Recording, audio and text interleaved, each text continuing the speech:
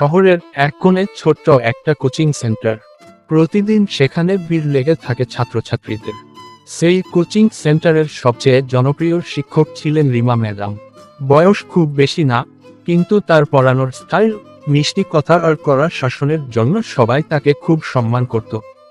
Rima madam সবসময় serious, পরিপাটি আর একটু দূরত্ব বজায় রেখে চলতেন।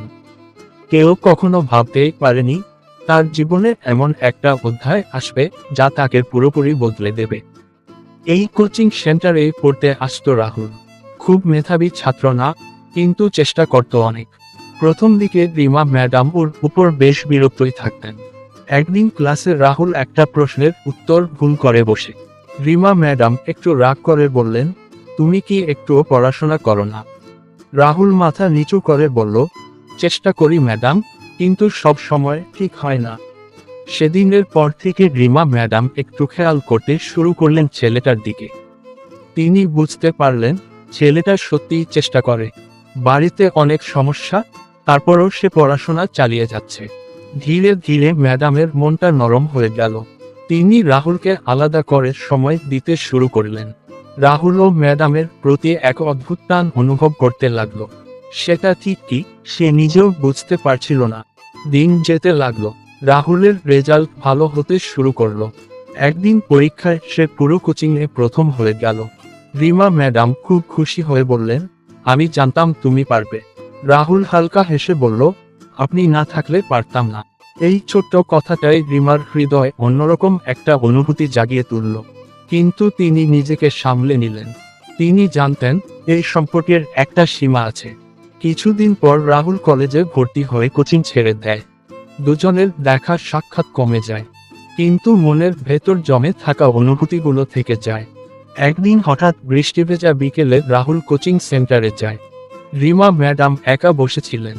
রাহুল দরজার সামনে দাঁড়িয়ে বলল, ভিতরে আসতে পারি? রিমা অবাক হয়ে তাকালেন, রাহুল তুমি? সেদিন অনেকক্ষণ কথা হলো তাদের। পুরনো স্মৃতি, হাসি আর কিছু না বলা অনুভূতি। হঠাৎ রাহুল বলল, ম্যাডাম একটা কথা বলবো? বল। আমি জানি এটা বলা ঠিক না, কিন্তু আমি আপনাকে ভালোবাসি। ঘরটা একদম নিস্তব্ধ হয়ে গেল। রিমা কিছুক্ষণ চুপ করে রইলেন। তারপর ধীরে ধীরে বললেন, তুমি জানো এই সম্পর্কটা কতটা কঠিন? রাহুল মাথা নেড়ে বলল, জানি, তবুও আমি সত্যিটা লুকাতে পারলাম না।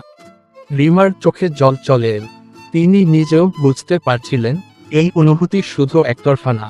কিছুদিন তারা একে অপরের থেকে দূরে থাকার চেষ্টা করল, কিন্তু যত দূরে গেল ততই বুঝল তারা একে অপরকে ছাড়া থাকতে পারবে না। শেষমেশ একদিন রিমা নিজেই রাহুলকে ফোন করলেন, তুমি কি এখনো অপেক্ষা করছো? রাহুল বলল, সারা জীবন করব। এই কথাটাই সব বদলে দিল। তারা সিদ্ধান্ত নিল, যাই হোক একসাথে থাকবে। অনেক বাধা এল, পরিবার, সমাজ কেউ সহজে মেনে নেয়নি, কিন্তু রাহুলের ভালোবাসা আর রিমার সাহস সব বাধা পেরিয়ে গেল।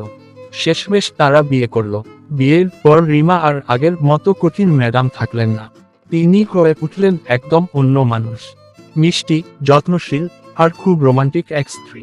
রাহুল প্রায়ই মজা করে বলতো, আমার সেই করা ম্যাডামটা কোথায় হারিয়ে গেল? রিমা হেসে বলতেন, সে তো শুধু ক্লাসের জন্য ছিল, তোমার জন্য না। তাদের ছোট্ট সংসার ভরে উঠল ভালোবাসায়। রিমা এখনো পড়ান, কিন্তু এখন তার চোখে অন্যরকম কোমলতা। আর রাহুল, সে শুধু একজন ছাত্র না, সে এখন তার জীবনের সবচেয়ে প্রিয় মানুষ। একসময় যে ম্যাডাম শুধু শাসন করতেন, আজ তিনি হয়ে উঠেছেন ভালোবাসার সবচেয়ে সুন্দর রূপ, একজন রোমান্টিক বউ। তাদের গল্পটা প্রমাণ করে ভালোবাসা কোনো নিয়ম মানে না, শুধু সত্যি হলে একদিন না একদিন নিজের জায়গা ঠিক করে।